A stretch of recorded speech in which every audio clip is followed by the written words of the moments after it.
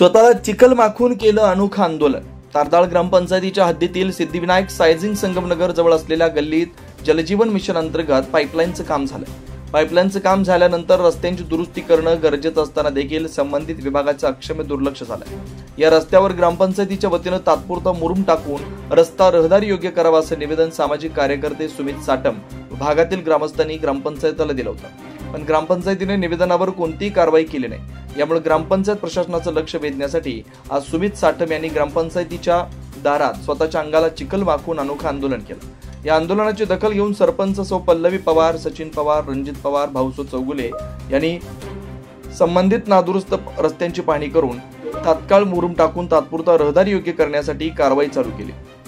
या आंदोलनात रोहित पोळ, सुनील जाधव, विनायक माळी, अरविंद भाकरे तसेच भागातील ग्रामस्थ उपस्थित होते। यावेळी शापूर पोलीस ठाण्यातील पोलीस कॉन्स्टेबल संतोष कांबळे, भंडारी साहेब, पोलीस पाटील संतोष लोहार, तंटामुक्त अध्यक्ष रमेश नर्मदे यांनी उपस्थित राहून आंदोलन शांततेत होण्यासाठी मदत केली।